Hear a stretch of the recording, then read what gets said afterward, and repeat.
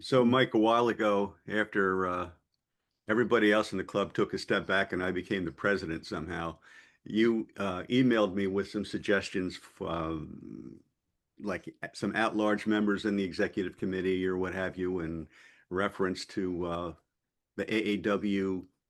I don't know what it was called, tips and tricks. It was something different than that. So we had a meeting the other day discussing that, and one of the things that we haven't done that we need to do is create some, I would say, readily accessible, safe turning practices. I'm just curious how others have addressed that in your respective clubs. I've seen a club that would have somebody take a safety minute, and they did that as a regular thing for a while. It Right, didn't seem to carry on too long. right. Problem with safety is folks that are pretty safe generally are careful and they know what they're doing. The people that are not safe, you telling them or showing them is not going to change their behavior. I don't want to sound too Defeatist. pessimistic, but it's a hard thing to teach people, except for some things that might sneak up on anybody that's new. The Yeah, AAW does have, for members, you can download one or two of their safety manuals. It's a reprint of every safety tip I think that right. ever showed up in the journal. Yeah, I was looking online the other day and I looked through one video and took a bunch of I don't know, copious notes, as well as some requirements for turning at Kaufman's because we have folks that want to turn during the week, but we said, well, you can go there during their open hours, but you need to come with somebody else because one person upstairs turning, you won't know if something happened to them. So, Exactly right. sort Yeah, of a, that's important. I've got a script prepared to do a video on safety, something like 10 or 11 safety tips you didn't know or something. I just haven't right. got around to it yet. Mhm. I gave up.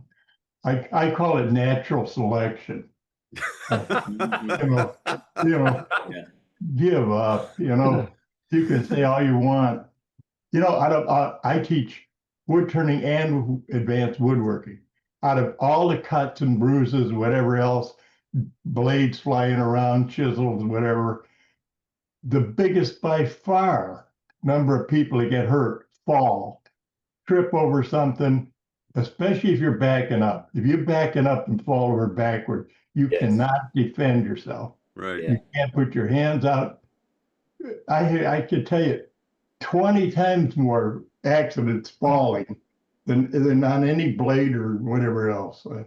So I gave up. I should put a line in our safety document that says don't walk backwards. Yeah. Or, Oh, no, yeah. no. Watch what you're doing and pick up the stuff on the floor. Yeah, These dumb little mats you stand on, you can break your neck on that thing. You're running a Absolutely. table saw and you take a half a step sideways and hit the edge of that thing and fall. yep. It just, I've seen it dozens of times. It has nothing to do with the equipment or blades or anything else. You're just walking around and fall over backwards or fall forwards. As you get older, the ground's further down than it used to be. I'll tell you. I fell down during a live remote demonstration, and it was awfully embarrassing. And Yeah. like you say, if I was pivoting or backing up, and then I got tangled up with I think some lights, and next thing you know, I'm off the screen saying, I'm all right. I'll get up here in a second. Yeah.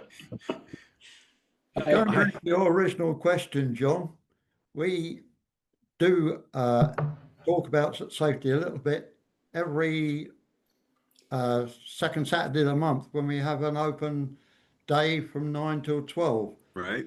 which is mainly open to beginners and novices, so that and we usually talk to them there about safety on the equipment.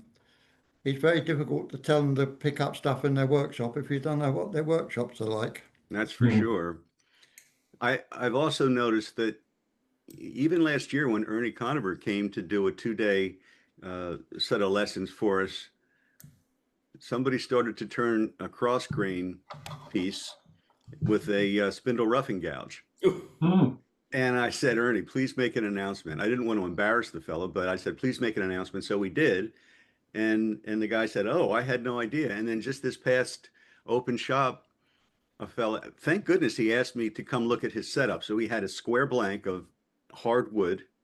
It was probably 6 to 7 inches, square. And he had it, I guess he had a faceplate on it. I said, you need to cut those corners off. He was just going to start turning it square. And then, so he did. He went to the bandsaw and I washed him and he seemed to make out okay with that. And then I went over and he was going to start to turn. He wanted me to look again and he had a spindle roughing gouge. I said, you can't use the spindle roughing gouge on cross grain. You just use it on spindle. And he had no idea. So I made this thing that I'm trying to rough out. I have a spindle roughing gouge in its own category because so many people I've seen don't know that a spindle roughing gouge is not intended for cross grain work.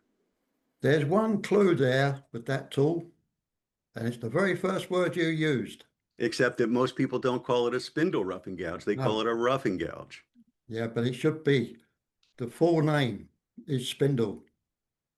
And we embed that in all our members, that whenever we pick it up, and if somebody says it's a roughing gouge, it is not. It is a spindle roughing gouge. And you this, get a round of applause. yep. And the fellow who was doing it said, well, what am I supposed to use? A bowl roughing gouge? I said, well, it's not called a bowl roughing gouge. It's called a bowl gouge. But, Well, Good luck. absolutely. so I think, something else we're thinking about doing is every new turner that joins the club needs to come either to a regular open shop or one that we schedule individually, just to sit, not sit down, but stand at the lathe and go through the fundamentals to make sure they understand, the fundamental safety aspects of mounting a piece of wood and so on and so forth. It's amazing how many people don't even know the parts of the lathe. No, I know. You're right. Well, I have to say, go ahead. Before, say about 15 or 16 years ago, before I bought a lathe, I took a course from Black Forest from Terry, and there was 6 of us, I think, in the course. It was an introduction to wood turning, and he did exactly the same thing. He explained to everybody what the tools were, and part of the training course was turning us cross grain piece. And one of the students, he was probably 35, 40 years old, or whatever, and we'd all went through the same introduction. And he picked up a spindle roughing gouge and started to turn his cross grain piece. And nobody's paying much attention. All of a sudden we heard this horrendous bang. And we turned around to look, and here he was. He'd picked up a spindle roughing gouge and he'd stuck it into this piece of cross grain wood and had a catch. And he was holding the tool like this, and the handle was sticking down, and the roughing gouge tang had bent all the way around and was touching the other part of the handle, and he couldn't get his fingers out. Oh my God. Didn't break anything, but he'll never ever forget that a spindle roughing gouge is a spindle roughing gouge, not for cross grain work. As the other 5 people that were there, that we were trying to pry it apart so he could get his fingers out.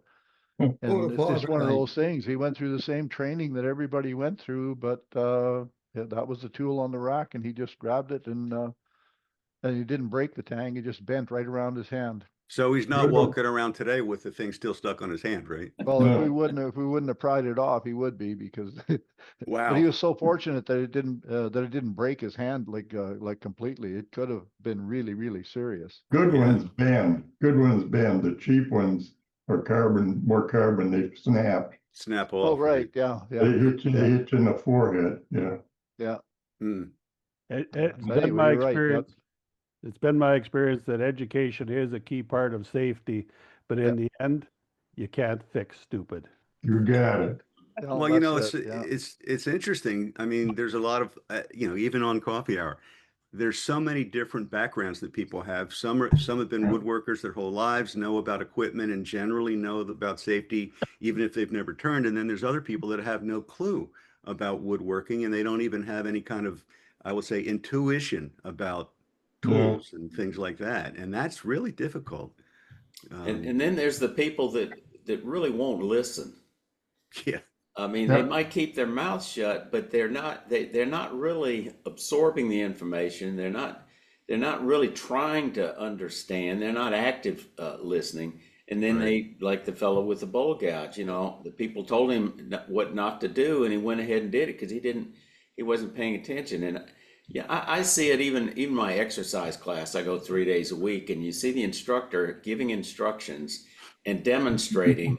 And there's people out there that aren't doing anything like it, using the wrong leg, wrong foot, because they aren't looking at the instructor saying, what is she doing that I'm supposed to be doing? Which leg is supposed to be forward or backwards?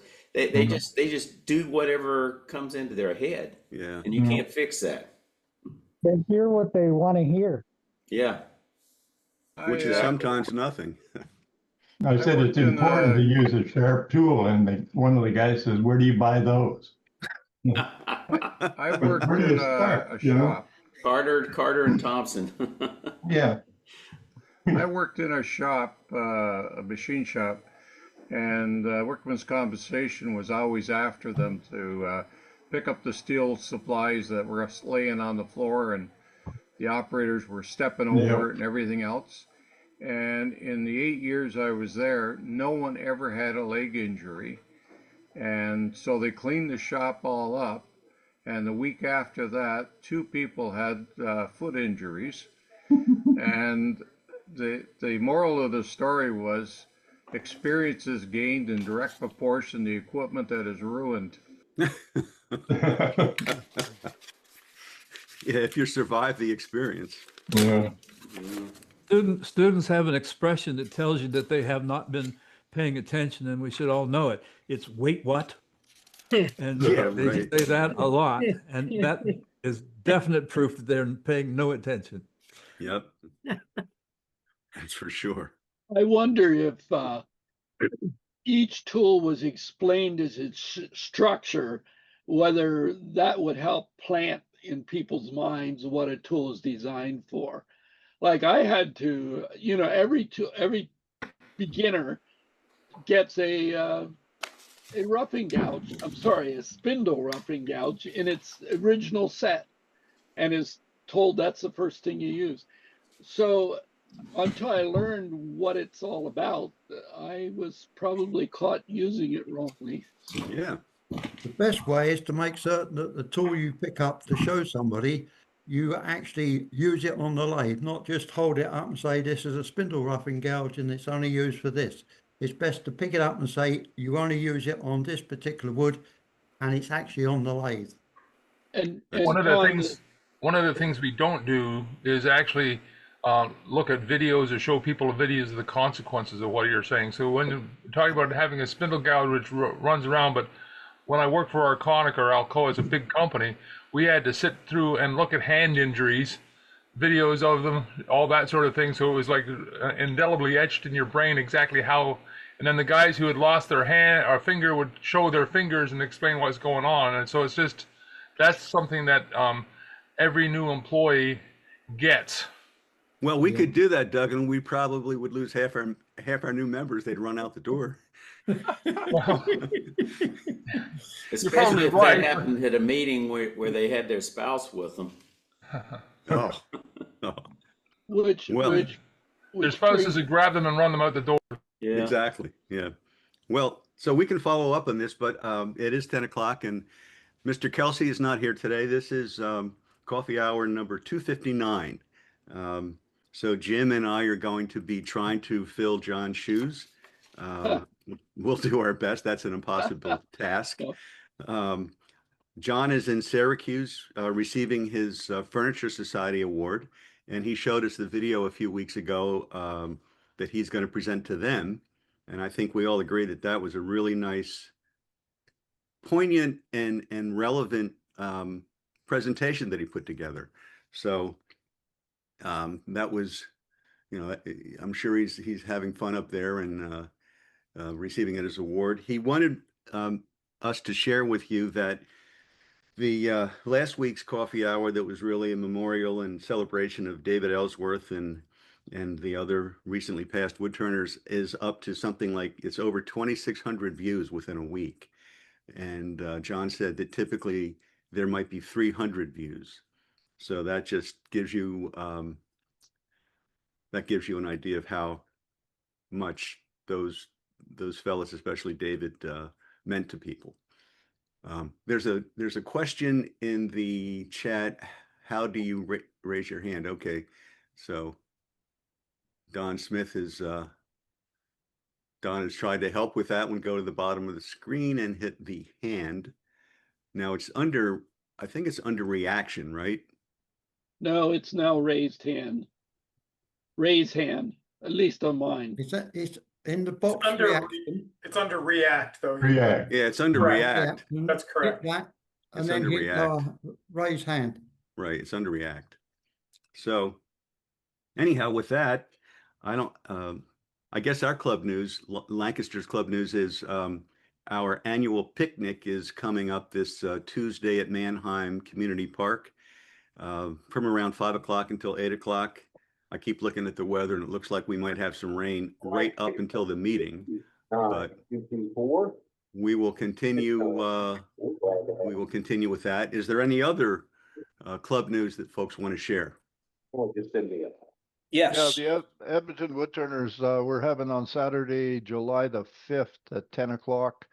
I'm going to be doing a live demo from my shop on how I make my mood owls. So that's 10 o'clock, July 5th, Mountain Daylight Time. And I put a link, Zoom link in the chat. Okay, thanks, Bert. Mike, if I accidentally silence you, it's because you're marked as something different, right? Quad State Bodgers held their mini symposium last Saturday. We had 18 members participating, and we had 17 walk-ins. We had 14 lathes set up. Wow. Ran from 9 in the morning until 3 in the afternoon. Worked beautifully.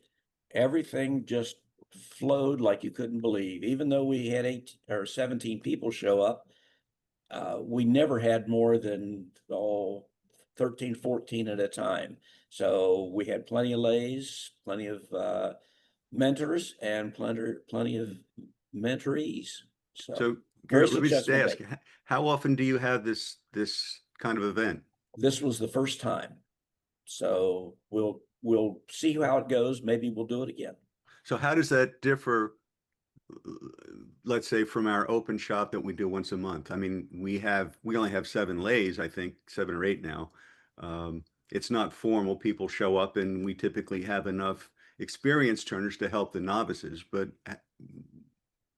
tell us a little more about what the structure of your event is. Well, we planned this we opened it to the public and planned for really quick items to make. We had mushrooms, small vases, a little platter, toothpick holders, just a whole bunch of small things. Trying to introduce the public to us, what we are. And so it was open to the public is the big difference. Right. It was open to the public. And like I say, we had 17 people come in. Wow. Fortunately, one of our members is a writer for the local newspaper. So she was able to put a nice article in the paper for us. And everything just went beautifully. That's great. That's great. Oh, I should mention briefly that Lancaster Music Fest is on September 6th. And so the Lancaster Club is going, we plan to participate sometime between probably 2 o'clock and 6 o'clock. I guess it got rained out last year. I don't know if we've done it years before that. I've only been in the club. This is my 3rd year. So that's going to happen on September 6th in Buchanan Park in Lancaster. So other club news. I think Jim started to talk about something. And it was a long time ago. I forgot already. I remember those good old days, Jim. Oh, you remember this? Okay. Like 10 minutes ago, right? I don't think it was even that long. No, it wasn't. Okay. Okay, so Nittany Valley Woodturners, we had our picnic in July, I think on the 14th. Right. Oh, wait, what was that? Yeah, June 14th. And what we're doing is on July 19th, we're going to have a demonstration at one of the local state parks called Black Mashannon. They have a lumber legacy days, and they actually feature us on their advertising, which is really nice. So we make tops, and we're under a pavilion, so we don't have to worry about rain. They provide us with electricity, and we don't even have to clean up because they like wood chips. Oh, We can leave all the wood chips we make. that's nice. So what was didn't you have some kind of a sphere, some kind of a contest at your event? Yeah, we had a sphere challenge, but there's a bocce court where we had where we had our pavilion. So I was going to do a bocce kind of thing, but it had rained so hard, so much that the balls would have floated. So we didn't do that. We just found I put a paper plate out in the middle of a playground, and we just tossed for it. And we had three gifts to give away. They were nice they were kits. Gotcha. And, the hardest thing was trying to light the charcoal in the rain. Yeah, but we got it done, so everybody was happy. We had all sorts of burgers and vegan burgers and general potluck. Good time by all. that's good. Any other news? Okay. John, well, John, I have a question for these guys who Okay. have these demonstrations and stuff. How many of the newcomers actually turn out to be wood turners? In other words, do you have a guess of how many people who are interested initially hang around and become one of us, as it were? All of them. Do they? Really? Oh, you're kidding me, Ken. You're pulling my leg. No, we do get some people sign up for the club actually at the demos. It's maybe one or two here and there, but even then, even if they come for a year or so, I always like to say we're planting the seed. So as long as we can get that seed planted, they'll come around. Eventually they'll be here. No, I wasn't trying to be skeptical. I was just wondering how successful, there's always lots of interest and how many people really get into it. So I think one of the challenges we've seen at Lancaster, there have been a few young guys that have shown up that are really talented woodworkers. One guy hand carved a cane. You wouldn't know that it was hand carved. I mean, he did a beautiful job, but he doesn't have a lathe. So consequently, the only place he can turn is at the club. And we only meet once a month really for that kind of an event. So that's one of the challenges of keeping them interested in it. John, there's an idea for a club. I know there might be a lot of issues with it, but a couple small lathes that you can kind of make on loan to guys' shops. I'm talking about small ones now. Yeah. Just say, hey, if you want to try it out and see if you really get hooked, and then figure out what kind of lathe you want. But I know there might be liability questions and all that kind of stuff. Oh, probably you sign something in a waiver that says if you use a spindle roughing gouge and not get your hand trapped, you won't hold it against the club or something like that. The club in Raleigh has exactly that. I don't know how many use it. They also have like coring tools, and things. Some of the other expensive things you might want to try once. They have a couple of them that you can rent, or in fact, I think they just loan them out. Quad State Bodgers does the same thing. We have several mini lathes that we will put out on loan or a small token rent along with lathe tools. Interesting. I also know that Angelo Iafredi here at our club works with the makerspace in Lancaster. So he's working with a lot of young people that are just working with everything in wood and stuff like that. And it makes a really good connection and a good training session because people then go with a reason for making something. Right. The nice thing about that is 12-inch lathes thereabouts are readily available at a very good price. I mean, used or even brand new. And once you get started with a lathe, then you can start buying tools. And then the deal is buy yourself a nice tool, because if you get hooked on it, you'll want to use that the rest of your life. That's the way it went for me. And when I finally got a serious lathe, I bought a bowl gouge that I ended up grinding down. You know, that's how much I used that. Granted, almost all worn out. So Okay, well, let's go to raised hands. Oh, Mike? before we get to raised hands, Oh, I just yes, put sir. another link in the chat. It's Stu has a Oh. slow turner, and we made a Oh, yeah. video on it. So I stuck a link to that video that we made in his shop. Oh, Anybody that's okay. interested in flood coating. So Great. hey, Thank I you. have a quick question on that. How hefty a motor do you need? I have a little 50 RPM and a little 10 RPM 12-volt type motor. Is that beefy enough? try Or it. should I go to the video? Yeah, try it. We're just using stepper motors, so yeah, Okay. I would say try it. Huh. Okay. Well, shall we go to raised hands? Mike Brazeau. About a month ago, I was working on this Mulberry bowl, and I was finally going to use my Osmo that I had bought at the wood show back in November. So I got 30 bucks invested in 125 milliliters of Osmo. So on a Saturday afternoon, I headed out to Lee Valley to buy a stop safe bag. So there's another 10 bucks. And then I had to go to Princess Auto and get some funnels to fill the stop safe bag. Anyway, while I was in the car and in traffic, and I made a decision to never go to Lee Valley on a Saturday afternoon again. I dreamed up a little drying stand. Somehow just a flash came into my head.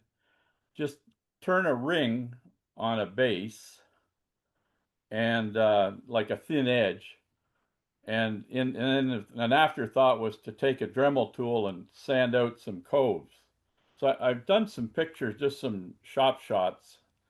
If I share here, that's a look from the top.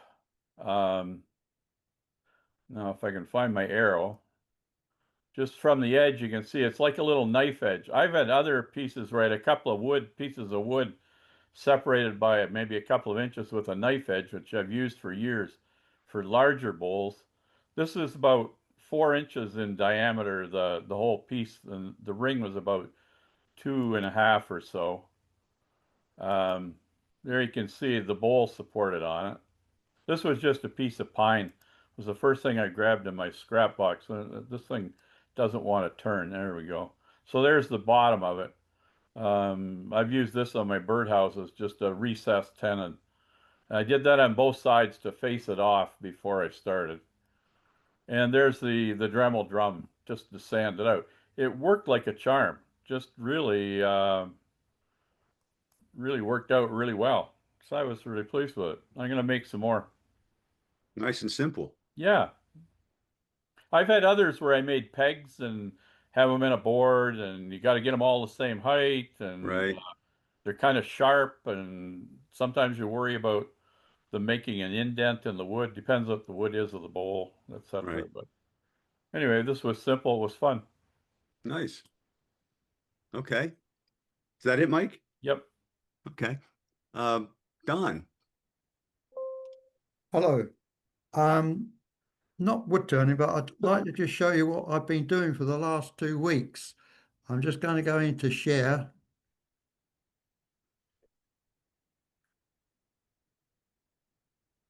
And it looks like I've only got half a share. No, Oh, wow. that was a chair where 2 legs were broken on it. The second one I had in 2 weeks, and I had to repair. The back leg was the one that was worse, and that now contains 6 inches of stainless steel rod to hold the brake together. And the other leg here, I had to turn completely. So that's a new leg and a repaired leg. I couldn't. How did you? Sorry? I didn't mean to interrupt. How did you get the finish to match so perfectly? Well, sanding and varnishing with walnut colored varnish to get the color to match. That's beautiful. And it was a library chair, and again, that was from a library, and it's supposed to have been 80 years old. So the guy didn't want to lose it. And why would you make a chair like that? I don't know. We'll have to ask the manufacturers of 80 years ago. but it was used in a solicitor's office, if that makes any sense. Clearly to go in the corner. It's a corner chair. It's a corner chair. Yeah. 80 Put years, them together and you got a circle. Right. 80 years ago in England is brand new. Oh, yeah, that's right. That's What I exactly showed right. last week, though, that was 150 Yeah. years old. And then I had another project to make this for somebody.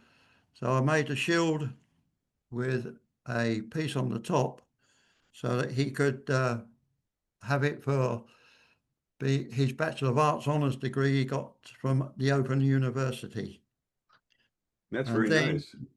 the next one I got was I got 4 photographs to show you of this particular piece. That main board is laminated bamboo,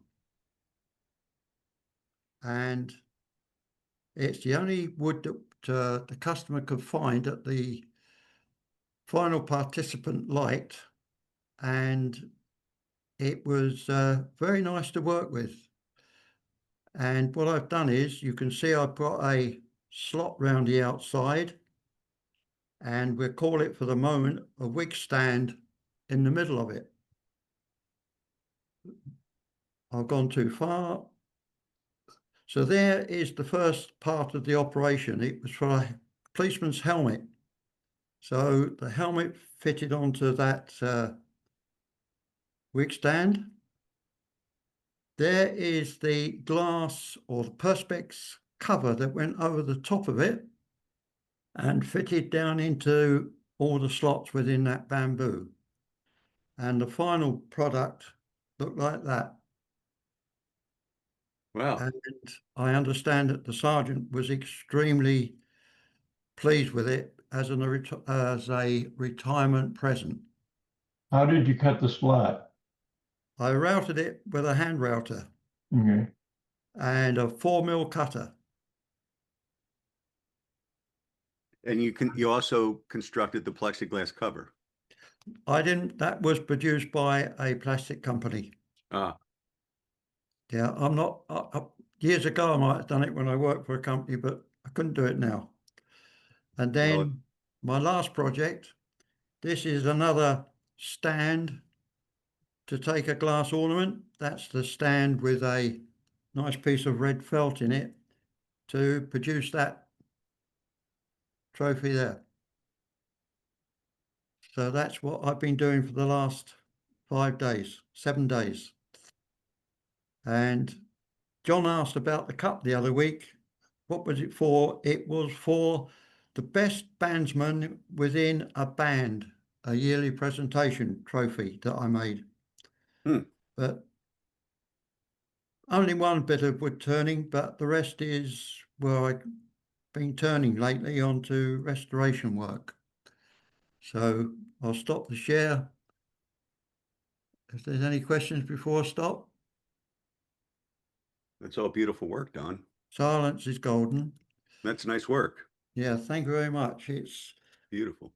I mean, just to show you, the person who I make those for is a company in Portsmouth.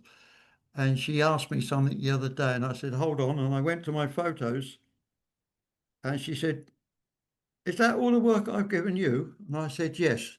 And there was 105 photos of different jobs that I've done for her. Wow. 105. So I'm rather pleased. Over how many years, Don? That's over 12 years. That's what you call a repeat customer. You took the words out of my mouth, Doug. Yeah, that's that's only one. There's all the other work that I did for the Navy as well, which Jeff knows is only 12 miles down the road from where I am. I do a lot of restoration work for them as well. And I've done probably as many pieces for them as anybody else. Hey, Don, the bamboo makes me ask the question, has anybody ever turned a bamboo? Obviously, it has to be compressed as to be turned. It just sounds like an intriguing question. Well, I will be trying to turn some pens with it, Jim, so I'll let you know. Okay, I'd be like to see. You're talking about compressed now, right? It's all compressed bamboo, yeah. Yeah. Yeah, totally compressed. I'll And the be beauty of interested. it is that it's like normal wood, whether it's good seasoned or not, will still move. The bamboo will not move. It is constant the whole time. I have It is a lot. I have a good source for compressed bamboo. I go to my local grocery store called Wegmans, and I buy a cutting board and a bamboo cutting board, and I've made pens with it. Pens turn out really nice with it. It has a real mellow color. It looks like it's already aged wood. Yeah, that's a great idea.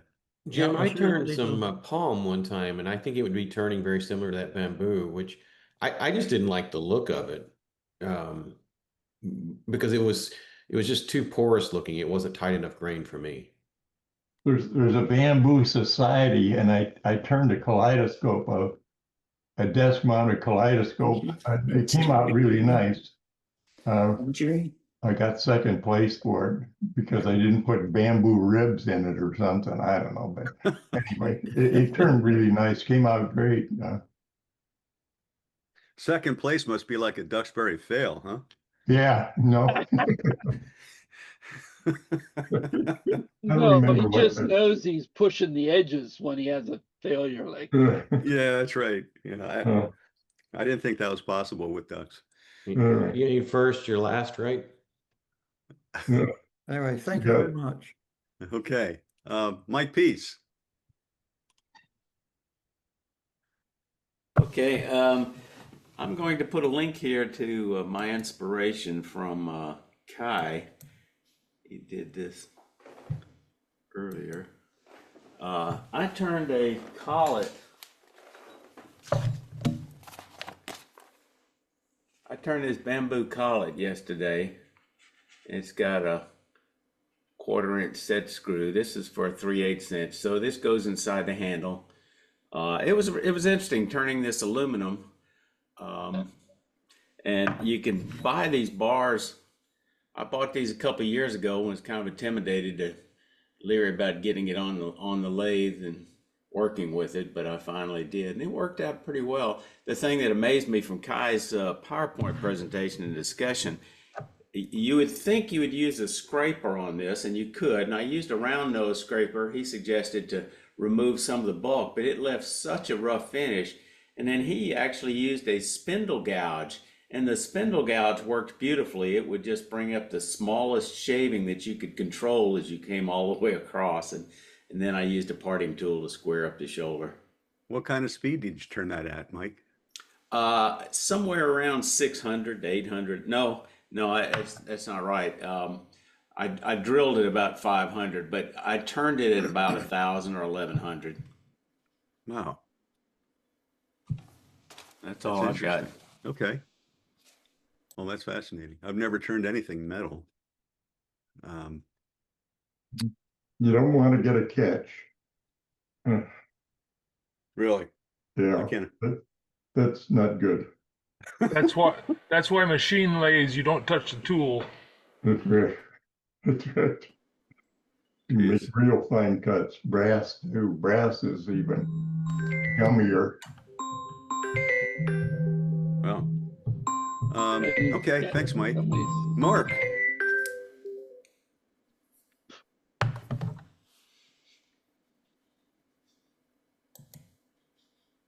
I'm going to show you.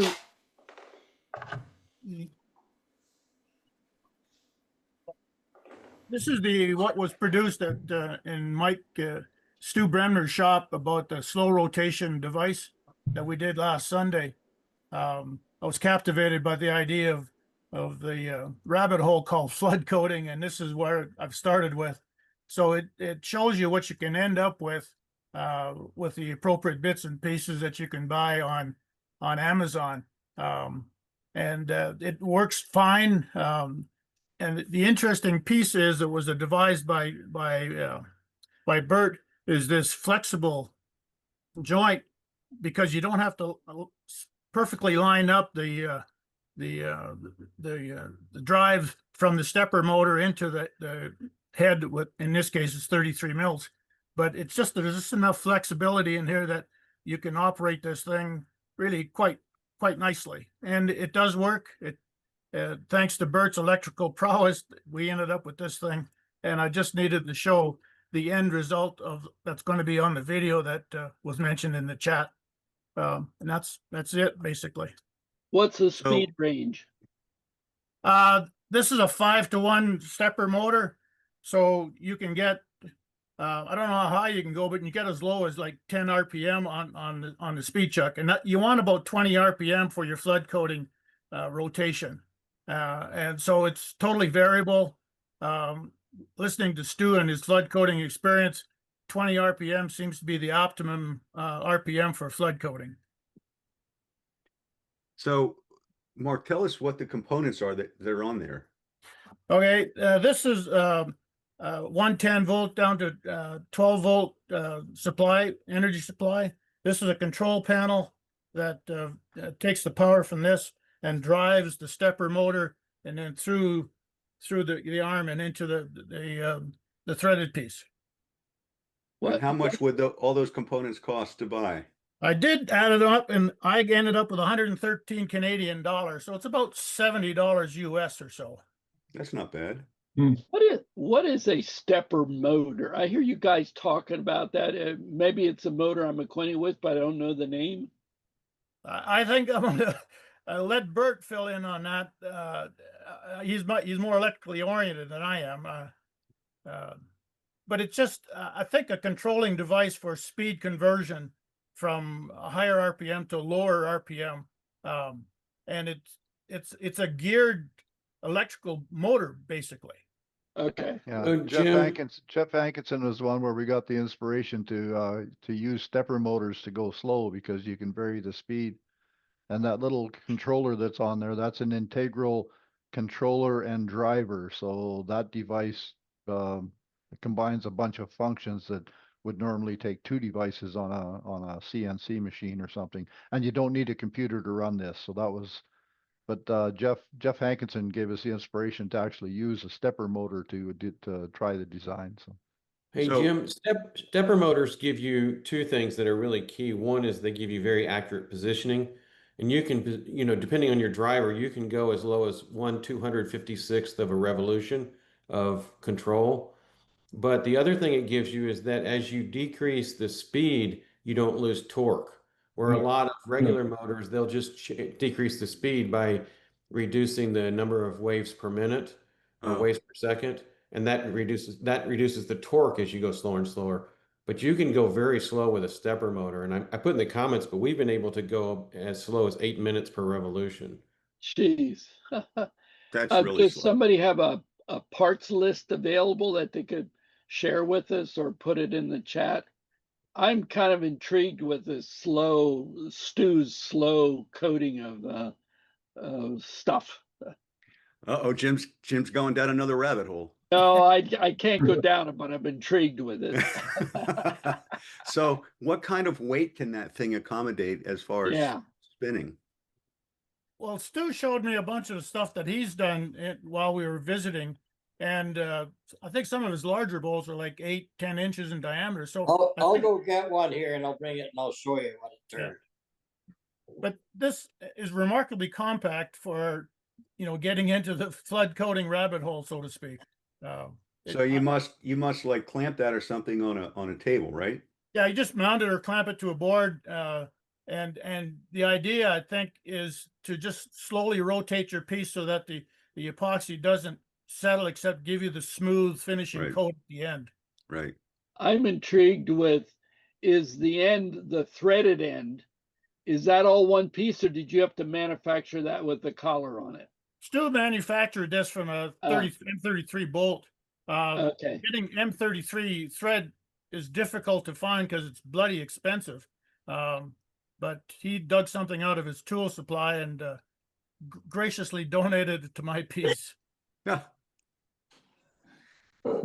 That's very cool. Hey, I found a barbecue rotisserie alongside of the road. That's a stepper motor. Could we use something like that? That's actually not a stepper motor. It's a geared motor. It's a geared motor.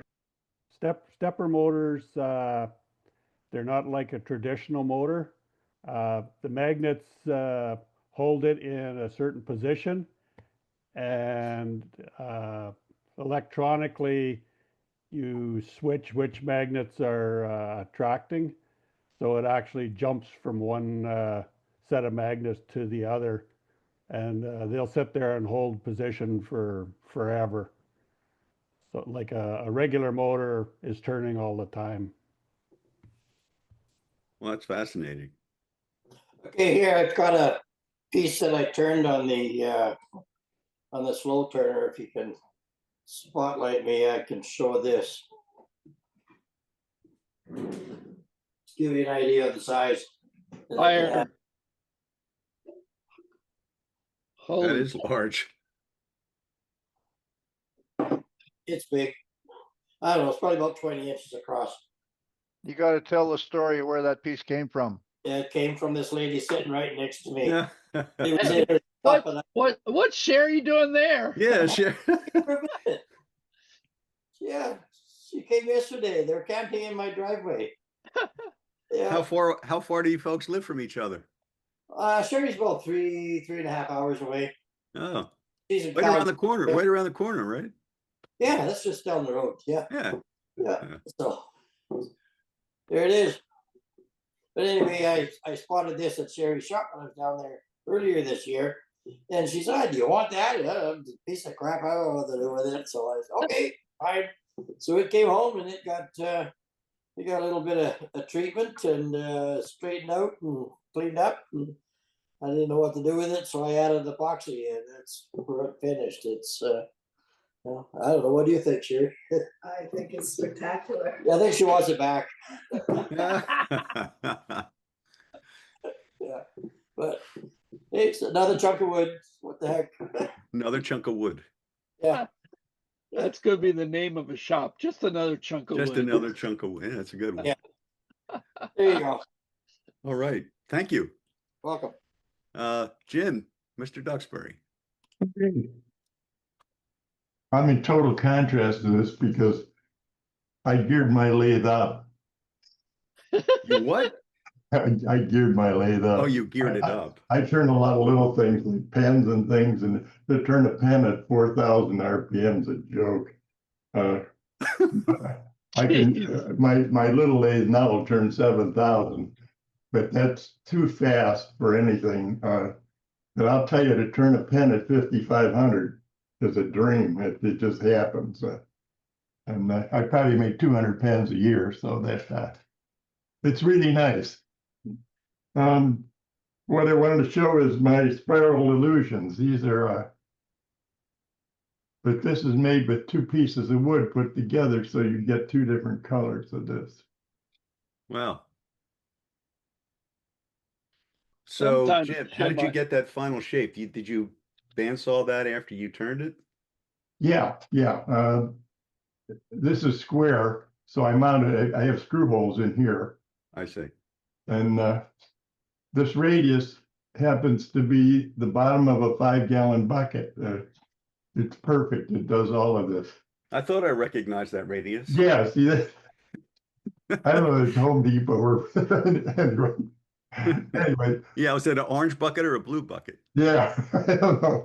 But anyway, it's Cadillacs on this side and it's hard maple on this side. That's cool. So, and the offset, these are 1-inch circles. So if this one's offset this way 1/4 inch, and this one's offset the other way 1/4 inch. So that bar goes right through the center of that other hole, and that suspends everything. Jeez. Dux, your lamination though is at an angle, right? Like some of your other pieces. And Yes. I don't quite understand why you did that for this piece. I don't either. No. Jim hasn't learned how to cut straight yet. yet. Just to do it. In fact, they made 4 of these. I got 4 of them, and the other one, the next one I want to show is this is the same type of thing. This one, the offset is horizontally. This one, the offset it's corner to corner. And they also put a plug in the top of it just to see what would happen. That's not worth doing, but anyway, sometimes you try things, sometimes they work, sometimes they do whatever. But this Well, is I'm presuming you didn't turn the decoration on that plug while it was glued into the big piece. no, that was different. Anyway, I just wanted to see what happened and what the contrast would look like and that sort of thing. But Cadillac's turns really gorgeous. I love this stuff. Also called Mexican ebony. Huh. But anyway, lots of fun. So that's Cadillacs and hard maple. Yes. Yeah, that's pretty cool. Nice. Yeah. I made these in a bunch of different shapes. What? Your reality. Wonder what your reality's like. Your things that you do are really off center. Yeah. I've been called worse. I was trying to congratulate you. No, I'm just kidding. Your life must not be boring. No, it isn't. No, it isn't. I'm retired, but I wake up late and I go to bed late and I'm late. In fact, I have so many ideas. This is the latest. To turn, the latest one is gorgeous boxes, but I don't have time to hollow them, so I'm just doing the outside and putting them on a pile. But anyway. Well, where are they, Jim? No, I'm not showing those. Anyway, maybe someday, but I got a stack of stuff out there that nobody would really want, but it's a derivative of something, you know. So Jim, how much? This is a stupid question, I guess, but how many hours a day would you say you turn? Oh, quite a few. Probably, I almost turn every day. And now my wife does it too. So, oh my God, I mean, she loves to be out there. She didn't even know what wood turning was when I met her, but now she loves it. And she's got her own damn stack of wood you can't touch and her own tools and her own lathe. Her own lathe too. Oh yeah. Oh, yeah. Her own bench and whatever. But wow. In fact, she's on the radio right now with one of the art councils up here promoting wood turning and telling them about the artwork that she's got in the gallery. But we probably I'll bet we turn 5 or 6 hours a day. A lot of it's prep, you know, a lot of you actual lathe turning is probably a third of what prep is and design and that sort of thing. Right. Jim, you have the same situation I do. My wife's a potter, and she sees me eyeing the wheel occasionally, and she says, "Don't even think about it. Get your own if you want to get into it. And you can't use my tools. You're not going to use my wheel." I would probably share the kiln with her, but I don't have time. You know, the problem with getting older, you got a lot of really good ideas and experience, but you don't have any time or energy anymore. So that's right. Well, the worst part of having your wife work in the shop is you don't realize it, but if you set a screwdriver down on the workbench, you could come back in a year and pick that up. If somebody picks it up and puts it in a drawer, you could spend all damn week looking for a screwdriver. You can't find nothing out there after a while. I told her, if you don't know where it goes, set it on top of the bench. Don't put it someplace. And, you wouldn't. It's like me putting the dishes away in the kitchen. My wife knows where they're supposed to go, but I just kind of put them where they fit. Well, my wife told me that I need to label all of the drawers for my tools in the shop. And I said, why would I do that? Then you're going to know where they are. Yeah. So would you say that working to... Go ahead, Would you say that working with your wife in the shop has actually saved your marriage, or has it put more strain on it? No, it's really great. I found out late in life the secret to a happy marriage is marry the second woman the first time, and I got it right this time. I have to Hey, remember that one. I got it On a- right this time. On a serious note, we were talking earlier about safety in the shop. And one of the things that my dear wife worries about, and I guess I do, she's on vacation right now, so I'm absolutely alone here. So is there some merit to having, what is the safety of having somebody there in case you have an accident, or how do you guys deal with it? You just say, hey, it is what it is, or is there things you do to make you not feel so alone if you get hurt? Watch your step and keep your cell phone handy. Don't use a chainsaw by yourself. Yeah.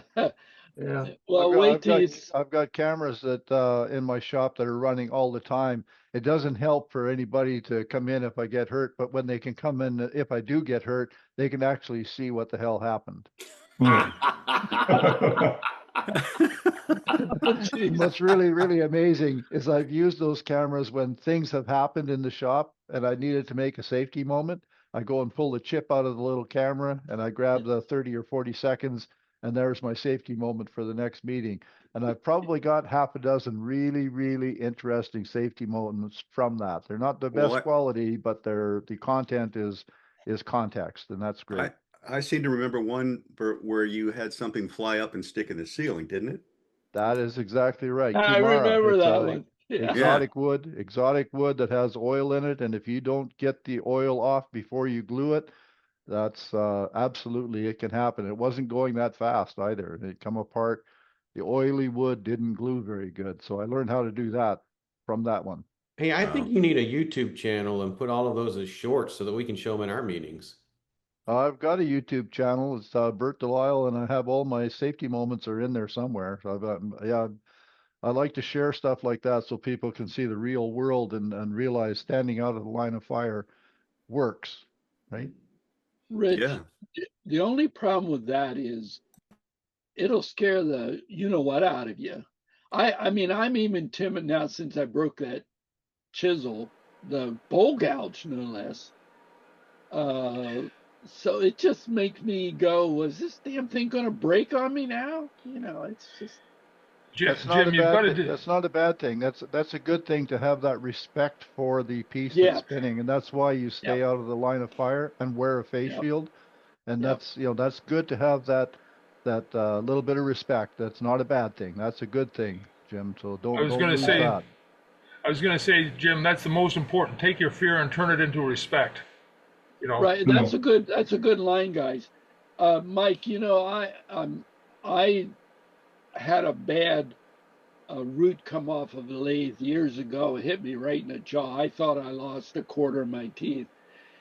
I had forgotten to put down my shield. I picked it up to look at the details. So now I'm myself so programmed I can't even turn the lathe on without having the shield down. It's just programmed in me because I don't want to get hit in the face again. Well, I wear my shield at night because our dog sleeps with us and she sticks her claws out every night. So I just wear the face shield all day long. You don't spit with your face shield down. Oh, I've accidentally done that already. You actually broke a bowl gouge. God, number one, nobody ever broke a tool using it the right way. If you break a bowl gouge, I have no idea what the hell you were doing, but you could pry the back end of your car up with it. I was not doing anything with it. Get back to Jim. Just let me interrupt you for there because I took that bowl gouge up to Elwood Steels, a company I'm working for, their R&D center. And one of the guys looked at that gouge and said, I really want to take a close look at this. So I might be able to get some good pictures of what actually happened. But there was actually a serious feature, and he said that was a major defect that started the fatigue failure on it. So like a heat treat? No, it was an inclusion. It was an inclusion of some sort. Oh, okay. So it was a manufacturing I'm interested defect. in the outcome of that because every time I go to put one up, I think about that just literally breaking off when I laid it on the tool chest. That's scary. My God. I had the similar thing happen where I had a scraper that I was using, and there was a knot in the handle that I didn't realize was a weak spot, and the handle broke. And the scraper flipped around with a catch. The handle broke, and the scraper hit me in the face shield with the blade. But it was like, I had not thought about the fact that your the integrity of your handle is equally important. Yeah. Hey, Jim. Hey, Dux. And this was not a Benjamin Best. This was a robust tool that broke. So. Wow. Yeah. Did you contact Robust? I'm waiting for Doug's findings before I start the conversation with him. I bought another chisel to replace that one while we're waiting to see what the deal was. So. Well, Jim, while you got your hand up, do you want to show us something? I do. Barbara Dill, I keep in touch with her mostly through Facebook. Let me check and make sure I got all my optimizations right here. And she decorated or texturized with a friend some bowls with a chainsaw. Somebody mentioned it earlier. And she said, Jim, that's something you don't want to do in the shop by yourself. She was literally using a chainsaw. I want to show you in a 2-minute video what I did as a way of achieving something similar to that. Let me see if I can get this to play for you guys.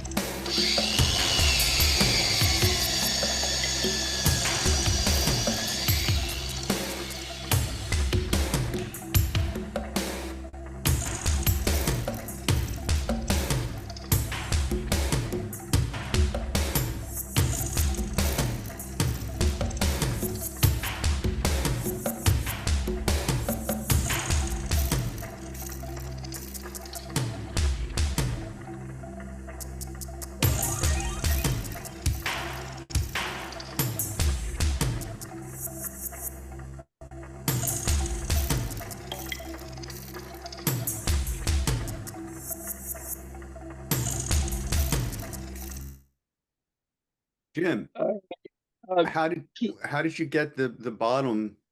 Like, it looks like it was wood burned or laser burned or something. Oh, the rage that I think started with Sherry. Concave cutters, run them in a die grinder, or if they're smaller ones, run them in your Dremel type tool. Right. And they burn a circle. They're a little tricky because they want to walk until you get the groove started. Right. But they're fun. I've decorated bottoms with them, and yeah, it's crazy. 2 qualifications here. The 2 first cuts I showed you with the chain saw on the grinder, I didn't realize they were literally the first 2 times I touched this contraption this was a bowl blank from Doug from years ago. It was laying in my shop, and I said, hey, it's a good one to work on. I had a dead battery, and so I didn't realize it, so it wasn't running quite as strongly as it did. When I switched to the coarse wheel, I had a fresh battery on it. The coarse wheel, what I did was it'll rough it up, but it doesn't leave a texture. And then I ran it, the second time I ran it, I took it on the second roll of chainsaw cut to knock the edges off and give me a little smoother deal. So Were it was fine. were you running in reverse? No, I was running straight forward, both on the grinder and the lathe. Some experienced woodworker, and I don't know who, I might have been Stumpy Nubs, but I can't remember. But he was videoing using that chainsaw on a grinder, doing some carving for the very first time when it got away from him, bit him, and sent him to the emergency room. Life's too short to use that sort of thing. You Well, got it. I normally don't have the shield on my angle grinder. They're always a pain in the ass. And when I decided to do this, I said, okay, I dug out the shield and put it on and made sure my hands were all behind it. You're absolutely right. I would not freehand that attachment, but I had it bolted down pretty seriously and kept my hands behind it. So I got one of those chainsaw blades. I put it on the grinder. I took it off the grinder and sent it back. There's no way in hell I would hold a chainsaw in my hand. You're just looking for it, man. An experienced carver was demonstrating that to me. We were outdoors. He hit it on a piece of wood, and then while he turned it off, and while he was talking to me, he lowered his hand next to his leg. The cord, was going down.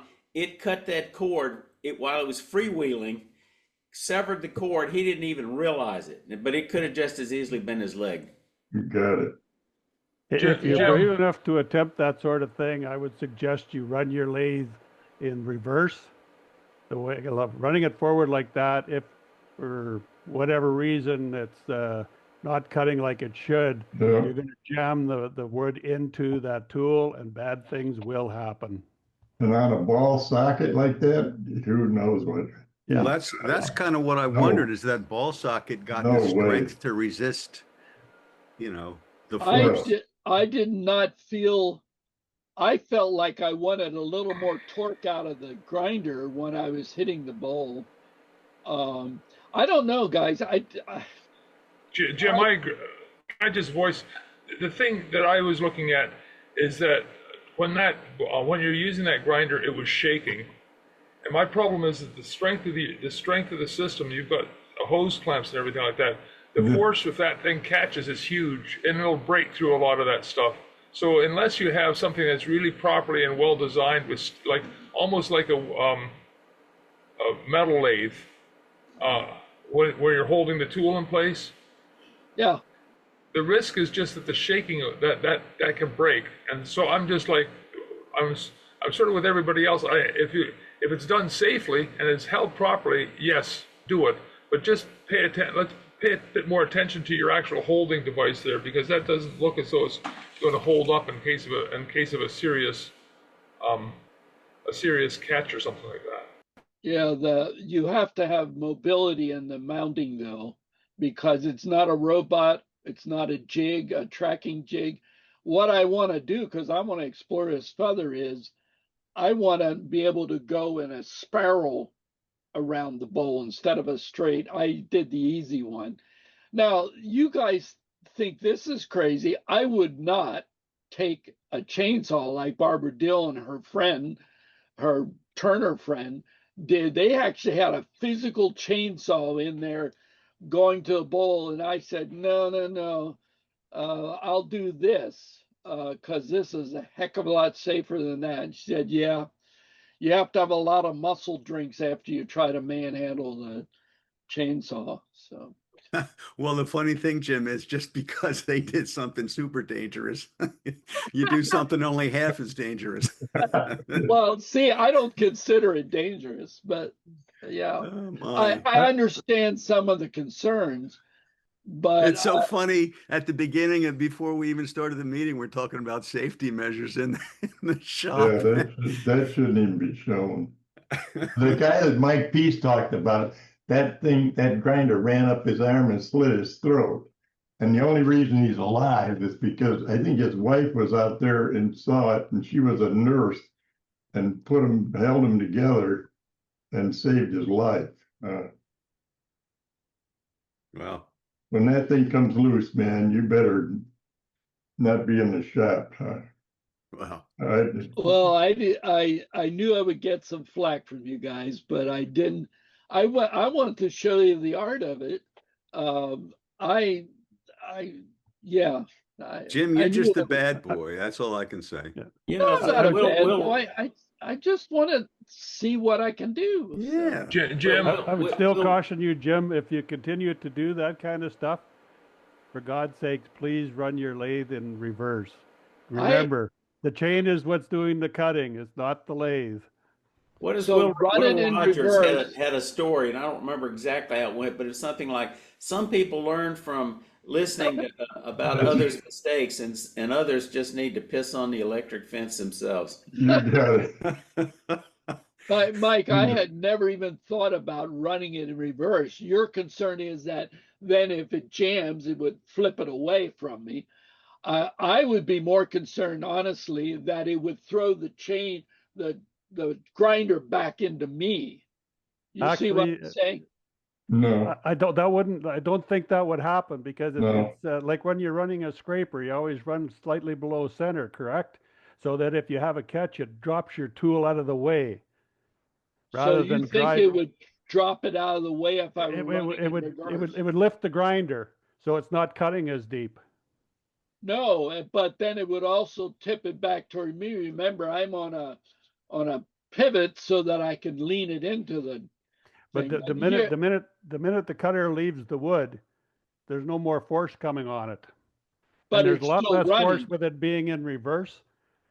Yeah, but what I'm worrying is the grinder flying around while it's still idling, even though I left it go. You know. Well, Jim, that's what we're all worried about, is the grinder flying around while it's still idling. So this is the fly. If that grinder flies, the best thing to do is make sure it flies away from you. And what he's talking about is running in reverse. That's the biggest probability of flying away from you as opposed to towards you when it's doing anything. So I will probably be game to try that, but I've got too many other things I'm interested in. Maybe what I need is a angle grinder that has an instant stop. Is there any like that? You know, like bandsaws have a brake stop on them. Anyways, well so there are carving tools that are designed to do that kind of cutting, and they're designed as carving tools, not angle grinders modified to be a chainsaw.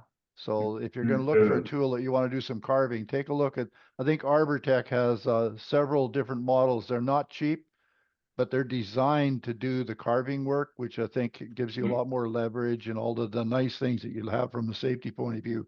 Hey, An angle grinder with a chainsaw is modified, and I don't think it's a safety concern. I would never use one of those on an angle grinder. I'd put an angle grinder, put a disc in it or a wire wheel, because they're designed for it, not a chainsaw.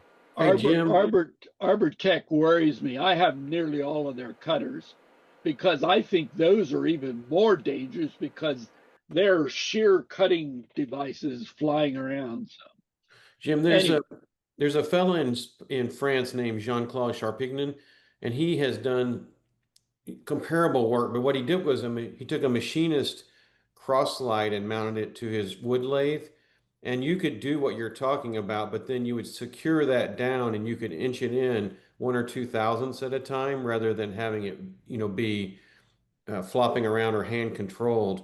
And being under more control like that, it would be far safer. That's a very good point. I often wished I could have a machine lathe on a wood lathe, a machine. I don't know what they call it, a metal lathe tracking one. So it's called a cross slide. Thank you, a cross slide. Right. Okay. And if you're hell bent on using the same device, Jim, I see you have a handle on your grinder. You might want to look into modifying your mount to use the bolt holes that your handle goes in. Most grinders are made so that you can put the handle on either side, That way you Yep. could have a bolt from either side and a much more secure support than that pipe clamp. You great ideas. Great ideas. Thank you. Why But don't I'll you be use, sure not to bring this to you again. So, why don't you use the Sorby texturing tool, which is safer than anything? do they make them that big? Yep. Okay, I have a Sorby, but they're small ones. So. Well, But Jim, this I is, gotta thank you so much for bringing that up on this because it's a great discussion and that it's everybody can Yeah. do what they will, what they feel safe with. But thanks so much for bringing it up. That's how we learn. Everybody takes away what they take away. Thanks And again. that's why I did it, Mike, because I knew I would hear from you guys. But I love the effect. I love this bowl. I just I just thought it was a great bowl. So well, you can write, I survived this bowl. Yeah. I'll sell it for $500 There you because I go. survived it. Do not do this at home. Just Well, hope that effect doesn't go up your arm. yeah, exactly. Well, keep dreaming, Jim. Keep coming up with those good ideas. Don't encourage them, Ken. And we'll Thanks, knock them Ken. down. Okay. And we'll then knock them down. Let's just say keep coming up with those ideas. Leave the good out of the way. Sometimes you don't stay as an idea. Exactly. Okay, well, thanks all. We couldn't get to Michael and Toby, I know, but we'll do that next week. So you all have a good week. Have a good and safe week, I should say. Wood shop. Thank God for wood.